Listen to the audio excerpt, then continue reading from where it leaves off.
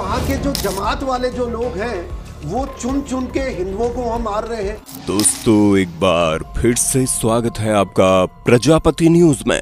क्या बांग्लादेश में लगी आग भारत को भी जला देगी? क्या बांग्लादेश का तख्ता पलट भारत को भी ले डूबेगा?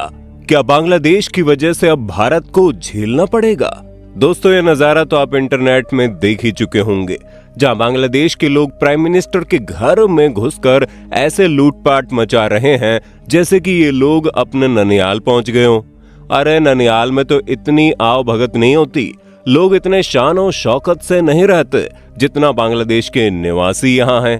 दोस्तों, ये कोई मामूली घर नहीं है, बल्कि ये बांग्लादेश की पूर्व प्रधानमंत्री शेख हसीना का घर है, जो इस वक्त अपने घर पर तो छोड़ो बांग्लादेश में भी नहीं है, और इसीलिए यहाँ इतना बड़ा हंगामा मचा हुआ है।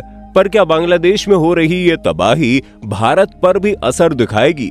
क्या बांग्लादेश के हालात भारत को तबाह कर देंगे? आज की इस वीडियो में मैं यानी आपका दोस्त विशाल प्रजापति आपको सब कुछ बताऊंगा, बस वीडियो छोड़कर कहीं मत जाना। लेकिन हाँ, वीडियो शुरू करने से पहले एक छोटी सी रिक्वेस्ट है। वीडियो के नीचे रेड कलर का सब्सक्राइब बटन दिख रहा होगा, उस पर क्लिक करके सब्सक्राइब कर लें, और साइड में बेल आइकॉन भी दिख रहा होगा, उस पर भी क्लिक कर लें ताकि आपको वीडियो मिले सबसे पहले। दोस्तों, बांग्लादेश का माहौल ठीक वैसा ही है जैसा 1971 के बाद आजादी की जंग में हुआ करता था। कुछ हफ्तों पहले तो हर कोई सड़कों पर सरकार के खिलाफ नारे लगा रहा था, जिसका मुद्दा और कुछ नहीं बल्कि रिजर्वेशन था। जी हाँ, वही रिजर्वेशन जिसने बांग्लादेश की हालत खराब करके रख दी। हालात इतने बिगड़ गए हैं कि बांग्लादेश की प्रधानमंत्री शेख हसीना और उनकी बहन शेख रेहाना आर्मी हेलीकॉप्टर से अपना चलता हुआ देश छोड़कर भारत पहुंच चुकी है, और यहाँ से इनका प्लान दिल्ली होते हुए लंदन रवाना होने का था। वो तो कहो, यूनाइटेड किंगडम ने उन्हें पॉलिटिकल असाइनमेंट देने से मना कर दिया। वहीं बांग्लादेश की जनता सड़कों पर उतर आई है और वो इस जीत के जश्न के तौर पर इसे सेलिब्रेट कर रही है। सड़कों पर लोग शेख हसीना शाहिद का खून जाया नहीं जाएगा जैसे नारे लगा रहे हैं। हसीना की तानाशाही का खत्म हुए ढाका से आने वाली तस्वीरों ने बांग्लादेश के लोगों को झकझोर कर रख दिया है, और आज वो दिन है जब वहां के लोगों को लग रहा है कि उन्होंने फिर से खुद को आजाद कर लिया। पर सवाल ये आता है कि आखिर ये सब हुआ कैसे? क्योंकि जिस हिसाब से बांग्लादेश में बवाल मच रहा है, उसे देखकर तो ये बिल्कुल नहीं लग रहा कि ये अभी का मामला है। असल में दोस्तों, ये सब कुछ बांग्लादेश के रिजर्वेशन सिस्टम से शुरू हुआ, क्योंकि बांग्लादेश की सरकारी नौकरियों में 56% सीटें रिजर्व हैं। अलग अलग कैटेगरी के लोगों के लिए रिजर्वेशन रखा गया, जिसमें सबसे ज्यादा 30% सीटें 1971 के जंग में शामिल लोगों के घर वालों के लिए रिजर्व है। अब ये तो आपको मालूम होगा कि पहले बांग्लादेश पाकिस्तान का हिस्सा हुआ करता था, जिसे ईस्ट पाकिस्तान कहते थे। वेस्ट पाकिस्तान और ईस्ट पाकिस्तान में काफी बवाल होता था, क्योंकि जो अभी का पाकिस्तान है वो ईस्ट पाकिस्तान पर अपनी भाषा से लेकर अपनी तानाशाही सब कुछ थोपता था। इसलिए भारत की मदद से 1971 में बांग्लादेश आजाद हुआ।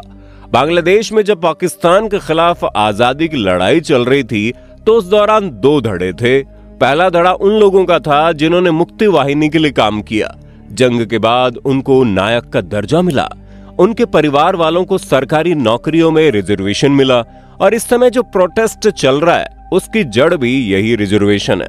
वहीं जो दूसरे धड़े के लोग थे, उन्होंने मुक्त वाहिनी के बजाय पाक फौज का साथ दिया। यूं तो वो भी पूर्वी पाकिस्तान के रहने वाले लोग थे, लेकिन आजादी के खिलाफ थे। ऐसे लोगों को राजाकर कहा जाता था, यानी कि वॉलंटियर्स। और हम आपको ये सब इसलिए बता रहे हैं क्योंकि अभी के प्रोटेस्ट में ये भी एक बड़ा मुद्दा है।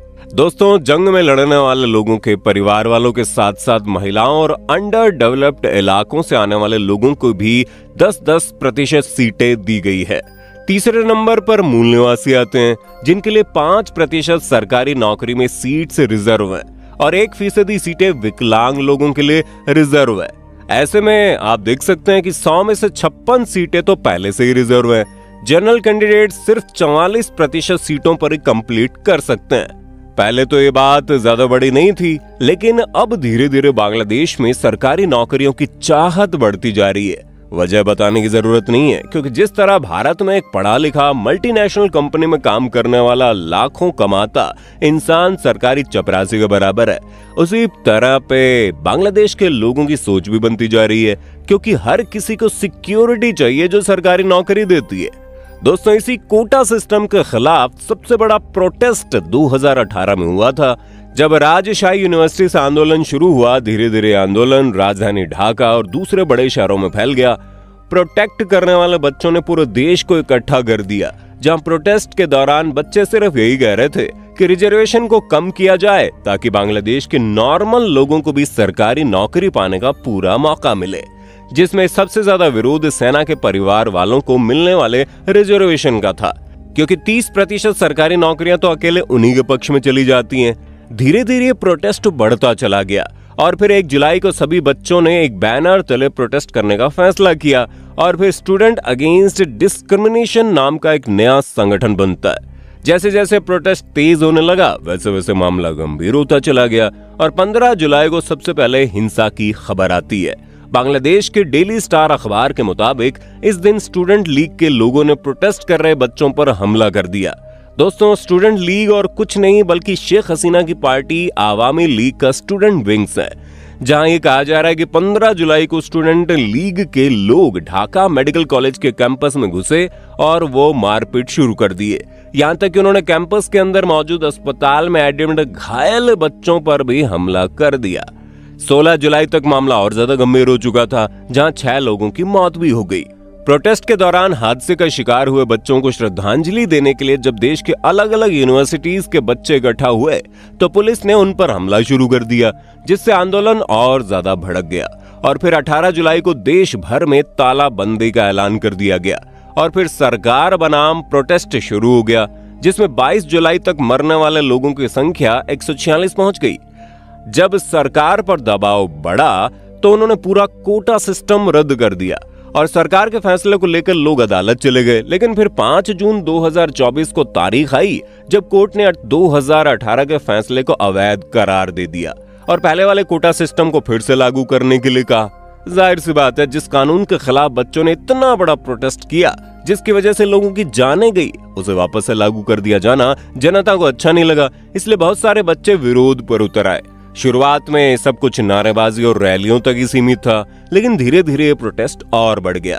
लोग पहले की तरह सिर्फ ऐलान कर देने से मानने वाले नहीं थे, क्योंकि उन्हें पता था कि देश की सरकार कभी भी पलट सकती है, इसलिए प्रोटेस्ट अपने जोरों पर था। हालात इतने ज्यादा बिगड़ गए थे कि शेख हसीना को देश छोड़कर ही भागना पड़ा। शेख हसीना के देश छोड़े जाने के बाद सेना प्रमुख ने यह ऐलान किया कि बांग्लादेश में अंतरिम सरकार बनेगी। उन्होंने अपील की है कि जनता हिंसा न करे और सेना पर भरोसा रखे, यानी कि इस वक्त बांग्लादेश एक आर्मी शासित देश बन गया है। दोस्तों, इस तमाम बवालों के बीच बांग्लादेश से हिंदुओं के पश्चिम पलायन करने की खबरें आ रही है, जहां बांग्लादेश के हिंदू वेस्ट बंगाल की तरफ रुख कर रहे हैं, जिसे देखते हुए बॉर्डर पर सिक्योरिटी भी बढ़ा दी गई है, क्योंकि इस वक्त बांग्लादेशी हिंदुओं के लिए बहुत मुश्किल समय चल रहा है। भारत से लगातार ये अपील की जा रही है कि वो उनका ध्यान रखें, लेकिन इतनी बड़ी संख्या में बांग्लादेश से आए लोगों को संभालना भारत के लिए बहुत बड़ी चुनौती होगी।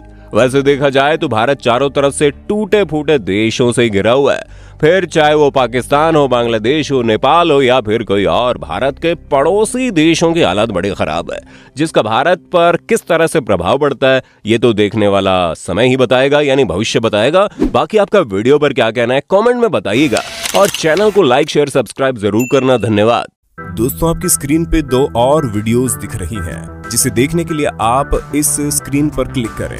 दोनों देखिएगा, बहुत अच्छी वीडियो बनी है।